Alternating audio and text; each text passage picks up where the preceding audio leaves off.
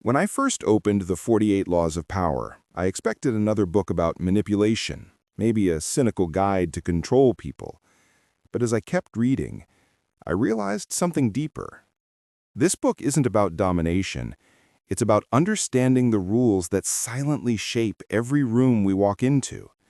It's about learning how power really moves, not in grand speeches, but in whispers, glances, and unspoken games. From the very beginning, Robert Greene makes it clear, the world doesn't run on fairness, it runs on perception. Some people understand that and move strategically.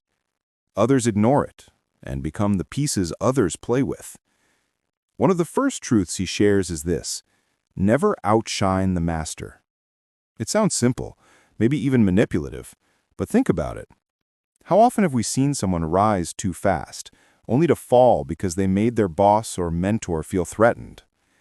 Greene reminds us that success is not just about talent, but about emotional intelligence, knowing when to shine and when to let others feel like the light is theirs.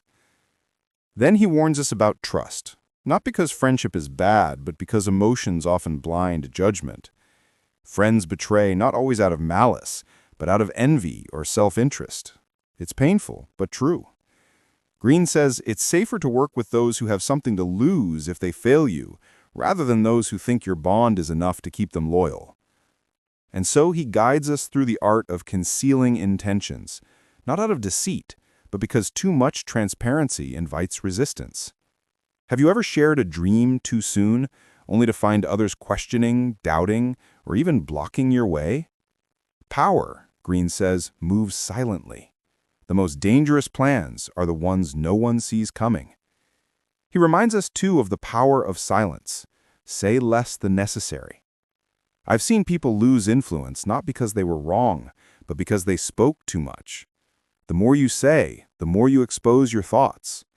Silence, on the other hand, creates space. It makes people wonder what you're thinking, and that mystery, by itself, gives you control. He also emphasizes reputation. In a world of endless voices, reputation is the one thing you can't rebuild easily. Once it's tainted, even truth may not save you. So he says, guard it like your life depends on it, because in a way, it does. Another idea that struck me was how he spoke about attention. In today's noisy world, invisibility is death. To exist, you must be seen. But there's an art to that. Not loudness, but distinction. It's not about shouting, it's about being unforgettable. Like Da Vinci's smile on the Mona Lisa. Quiet, but eternally captivating. And then there's leverage, one of the most practical lessons in the book. Greene says, get others to do the work, but always take the credit. At first it sounds cruel, but think about it. Every great leader in history mastered delegation. They understood the difference between working hard and working smart. It's not exploitation, it's efficiency, wrapped in strategy. He warns us against chasing people or approval. He says, make others come to you. It's a lesson in patience and self-worth. Those who rush appear needy. Those who wait command respect. In both love and leadership, power belongs to the one who waits calmly, not the one who begs for attention. And never argue endlessly. He says, win through actions, not arguments, because debates feed the ego, not results. You can't convince everyone, but you can show them what works. He even discusses the danger of negative people. Greene calls it infection, the unhappy, the unlucky, the chronically bitter. He says their misfortune is contagious, like a silent fog that seeps into your own life. Protect your energy, he insists, because moods are magnetic. One of the darkest, yet most realistic lessons is to make people depend on you. Power fades when people can replace you. But when you become indispensable, the one with the key, the one with the knowledge, the one they can't move without, your position becomes untouchable. Throughout the book, Greene keeps returning to the same truth. Power is not aggression, it's awareness. Sometimes that awareness means knowing when to walk away, when to disappear. Use absence to increase respect, he says. Familiarity breeds contempt. When you vanish, people realize what your presence meant. He explains how unpredictability becomes its own weapon. When others can't read you, they fear you. And not because you're cruel, but because uncertainty keeps people alert. He tells us never to isolate ourselves, no matter how powerful we become. Fortresses feel safe, but disconnect us from reality. Real strength comes from connection, knowing what's happening beyond the walls. He speaks of observation, of studying people like maps, knowing who you're dealing with. Every person has a pattern, a weakness, a trigger. Misreading that can destroy everything. And perhaps one of the hardest truths: don't commit to anyone. It's not about coldness, it's about freedom. Power dies when you become predictable, when you belong to a side. True strength is flexibility, the ability to move like water between alliances, goals, and circumstances. He teaches that time is power, patience is a form of control. Those who rush act out of fear. Those who wait shape outcomes. In another chapter, he dives into seduction, not in a romantic sense, but as a psychological force. He says charm can disarm where logic fails. The greatest persuaders don't argue, they make others want to agree. And then he moves into the shadows, the laws about enemies, revenge, and control. He tells us, if you must defeat someone, do it completely. Mercy is noble, but in power, it leaves open wounds that fester into revenge. History is full of fallen leaders who spared their rivals and paid later. But Greene doesn't glorify cruelty. He constantly reminds us that the goal of power is not destruction, it's mastery. Mastery over ourselves first, then over circumstances. One of my favorite insights comes near the end. Be formless, like water. The moment you fix yourself to one shape, one plan, one identity, you become predictable. Power thrives on adaptation. In a world that never stops changing, rigidity is suicide. He also reminds us that isolation from emotion makes monsters. The powerful, he says, must remain aware of their own humanity, to use strategy, not lose the soul. By the time I reached the final chapters, I realized something unexpected. The book isn't a manual for tyranny. It's a mirror. It shows us how people really behave when status, ego, and survival collide. It shows us the parts of human nature we prefer to ignore. The real question, I think, isn't whether we should use these laws. It's whether we can recognize them, in others, in ourselves, before they use us first. Power, after all, is not just control over others. It's control over emotion, ego, and fear. And maybe the ultimate power, the one Greene never states directly, is the power to see the game and still choose when not to play it.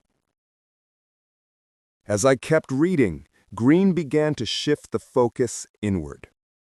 The first half of the book was about how to move among people, how to act, how to observe.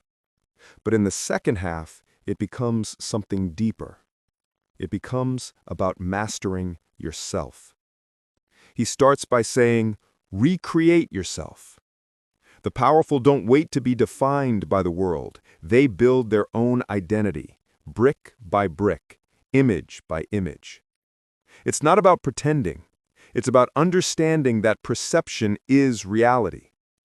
A person who defines themselves, who owns their narrative, becomes untouchable. Think of Madonna, constantly reinventing herself, never letting the world decide who she is. That's not vanity, that's survival. And as we move through life, Greene says, we must keep our hands clean. Power often involves dirty work, but the wise never appear dirty. They let others do what must be done, while they remain untarnished in public view. History remembers the face of power, not the hands that built it. Then comes a strange but powerful idea. Play the perfect courtier. In every workplace, every government, every social circle, there is a court, a place where flattery, timing, and grace rule more than truth or talent. Learning how to move through that space with elegance, not arrogance, is what keeps powerful people alive. Charm, patience, and a sense of theater. That's the language of influence. Greene then talks about the importance of attention and boldness, that fortune favors the brave. The timid think too much, they calculate, they hesitate. But the world rewards action, even imperfect action. As he says, audacity trumps caution. It's not about recklessness, it's about momentum. Think of explorers, inventors, leaders. They weren't certain, they acted anyway. He also warns against getting too comfortable. Plan all the way to the end. Every move should be made with the final outcome in mind. The powerful don't live for the next hour. They think in years. It's not paranoia, it's perspective. He says, those who plan only halfway are slaves to circumstance. Another law I found fascinating. Make your accomplishments seem effortless. When others see how hard you struggle, they doubt your power. Grace hides effort. It makes success seem natural. Like a swan gliding across a lake, calm above, furious paddling below. Then he introduces one of the most poetic ideas in the book. Control the options. Make others feel they have a choice, when in reality, every option benefits you. It's a subtle dance of freedom and control. Parents do this with children. Leaders do it with followers. Even nature does it with us. The illusion of freedom is the ultimate form of control. But Greene also speaks about time again, this time about timing itself. He says, those who understand the rhythm of opportunity become masters of fate. Rushing or delaying at the wrong moment can destroy even the best plan. He calls it mastering the art of timing, acting when others least expect, when the moment is ripe. Then there's the idea of disdain for things you cannot have. Desire gives power to the object of desire. By showing indifference, you rob it of control over you. It's emotional alchemy, turning longing into self-mastery. In a way, he's teaching detachment, the ability to want without being owned by wanting. As the book continues, it becomes less about control and more about psychology. He talks about creating spectacles, moments that capture imagination. Powerful people don't just lead, they perform. Think of how great leaders used symbolism, flags, rituals, grand gestures.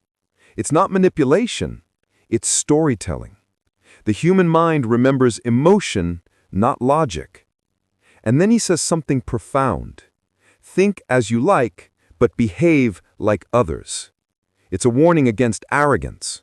Rebellion is useless if it isolates you. Fit in outwardly, but preserve your independence of thought. That's how visionaries survive in societies that fear difference. He also tells us to stir up waters to catch fish. In other words, keep others emotional while you stay calm. Anger clouds reason, but calm exposes truth. When everyone else reacts, the one who pauses holds the real power.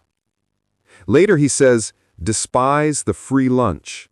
Nothing valuable is ever free. Dependency weakens. Always pay your way, even if it's symbolic. People respect those who bring something to the table.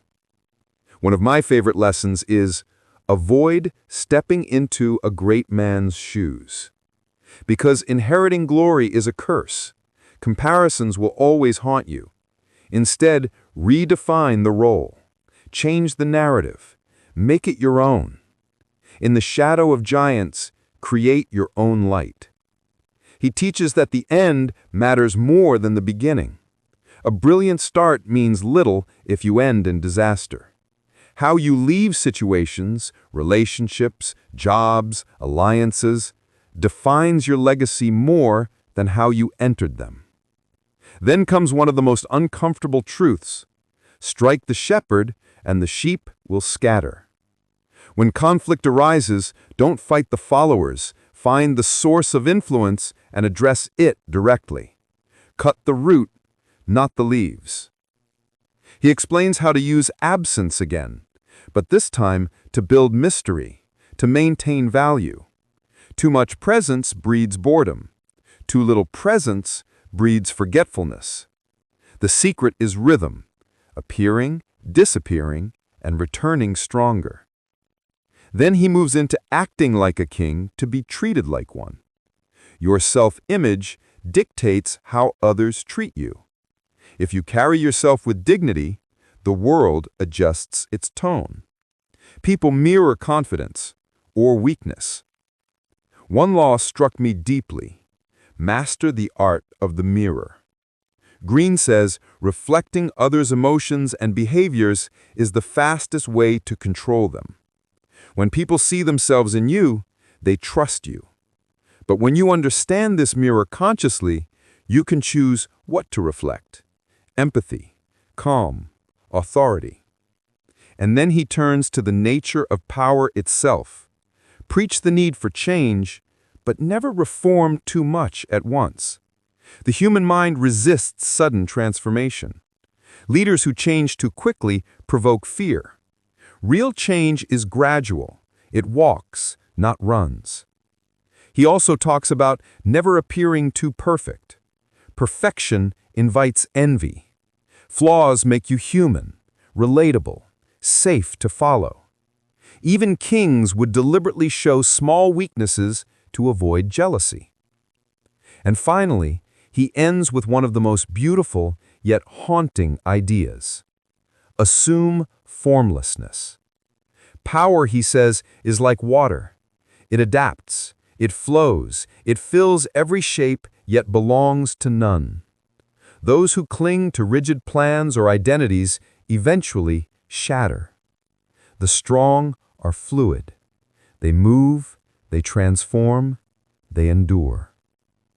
When I closed the book, I sat in silence for a while, because the 48 Laws of Power isn't just about manipulation, it's about awareness. It shows us the games we play, knowingly or not. It reminds us that power isn't evil, it's a mirror reflecting who we are when ambition meets fear. In the end, Greene doesn't ask us to become ruthless. He asks us to wake up, to understand that kindness without wisdom becomes weakness, and power without conscience becomes destruction. The challenge is to find balance, to walk through the world with open eyes, a steady heart, and the ability to read the invisible patterns that rule human behavior. Maybe that's what true power really is. Not dominance, not fear, but awareness, and the choice of how we use it. If this reflection resonated with you, share it, subscribe, and join me on FROMBOOK, where every story we explore brings us closer to mastering not others, but ourselves.